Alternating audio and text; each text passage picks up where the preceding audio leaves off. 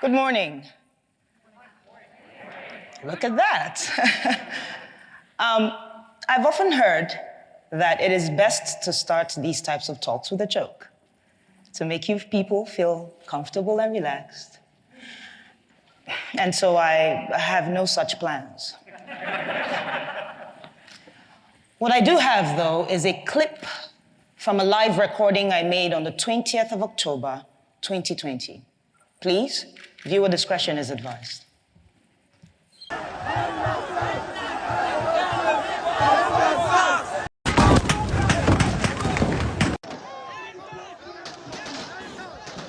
shooting us! They shot two people! Oh my goodness! What's your name? See somebody else. Everybody look at this. These are the bullets that were falling by our side, that we were dodging bullets. My name is Obianuju Catherine Ude. Don't worry, you can call me DJ Switch. I'm from Enugu State, which is in the southeast region of Nigeria. For years, young Nigerians like myself with interesting hairstyles, ripped jeans, iPhones, nice cars, have been harassed, extorted, illegally detained, tortured, raped, and killed by the Nigerian police. Specifically, a unit of the Nigerian police called SARS. SARS stands for Special Anti-Robbery Squad, and trust me, they truly are a special bunch. A special breed of armed robbers in uniform.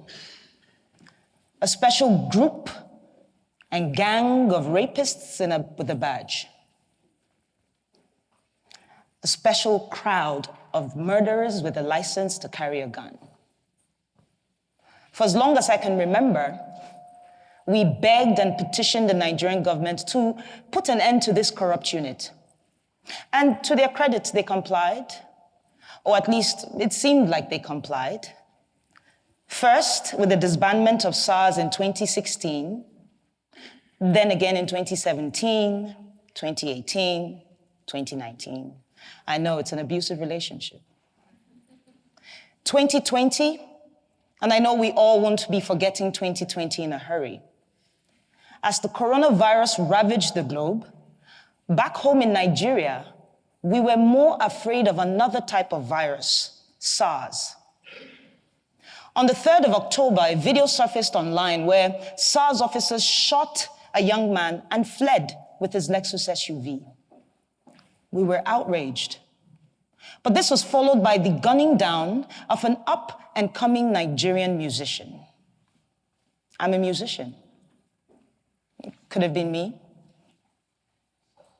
At this point, the hashtag End SARS was trending all over the world. And thanks to Nigeria's biggest celebrities and artists, influencers who said, enough is enough, it is time we speak up. And so by the 8th of October, the streets of Nigeria were filled with young men and women protesting police brutality, and I was one of them. But it is the 20th of October, 2020, that has brought me here today. On that very horrible day, the Nigerian army, sanctioned by the Nigerian government, stormed the Lekki toll gate, and this is a major roadway in Lagos State, by the way. No warning, no dialogue. Soldiers opened fire on unarmed, peaceful protesters with live ammunition. We cried, we braced, and we started to sing the national anthem, just with the hopes that they recognize we're not their enemy. It made no difference. As I laid on the floor, I remember a young man, he just jumped on top of my body and he was screaming, "Cover her, cover her." I couldn't really make sense of what the whole thing was about.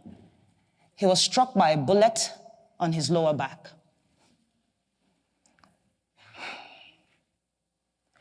I genuinely believe he saved my life, and I don't even know who he is. I don't even know why I didn't run, to be honest. At that time, I thought it was the end. And so my instinct at the moment was show everybody what's going on. You know, you're going to die here today. And so I pulled out my phone, went to Instagram, started live broadcasting this madness. Viewers on the live helped us call ambulances, but the soldiers refused the ambulance's entry.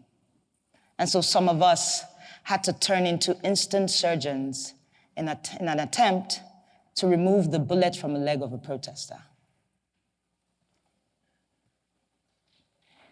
Eventually, the shooting stopped, and we observed that some of the soldiers were picking up their shells, I believe in an attempt to hide evidence of this crime. And so we scampered around to pick the shells that we could find in an attempt to have evidence of this crime. And this was while other soldiers were dumping bodies onto their trucks. They left, and we felt a sense of victory, you know. Some can't really explain it. We were happy and angry, relieved but in pain. But unfortunately, after being on Instagram Live for so long, my phone battery died, because not too long after, another phase of attack was upon us. But this time it was the Nigerian police, and they came in guns blazing as well. And so we ran. We took the injured to a nearby hospital and the others to a church. The church apparently had been on the live, and they had offered us refuge.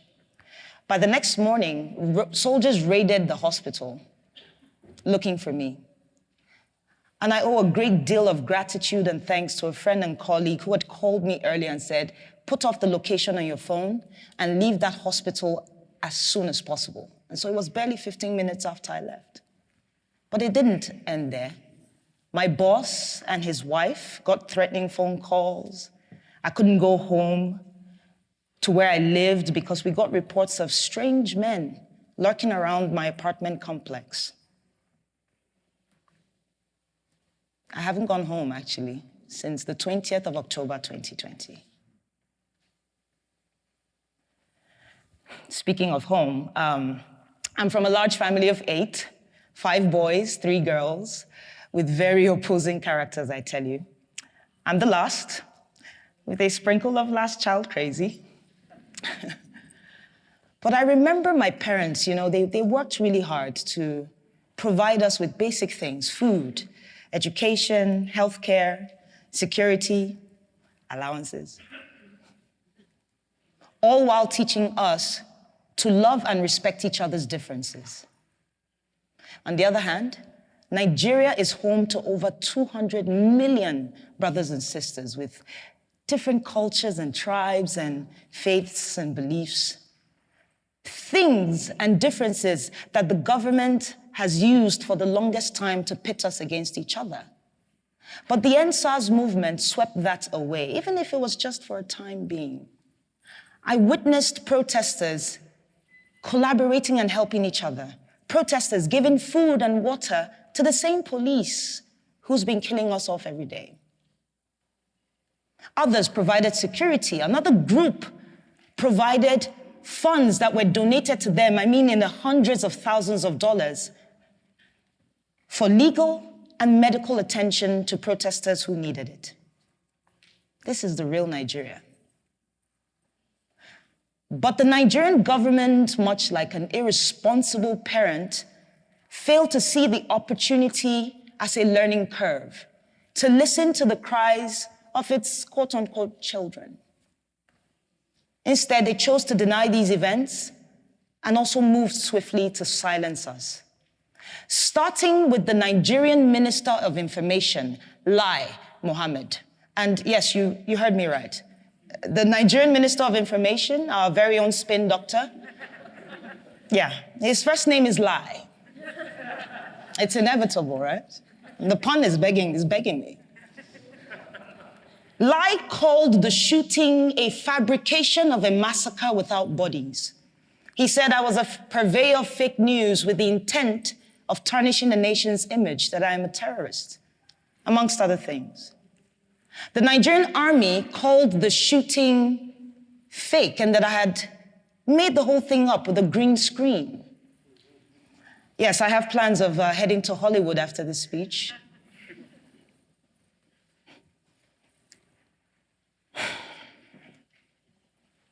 You know, 15 people died on the 20th of October, and not a single government official, police, or army personnel has been brought to book. 15, at least, all while singing the national anthem. As an artist and a DJ, I listen to music a lot, all the time. And I'm reminded of the legend, the artist, Fela Anikulapo Kuti. He was known for speaking truth to power with his art. And I'm reminded of his 1977 song titled Zombie. Here, Fela likens the Nigerian military to mindless zombies following idiotic orders. It was relevant then, it is relevant today, and it most likely will be relevant tomorrow, in the future.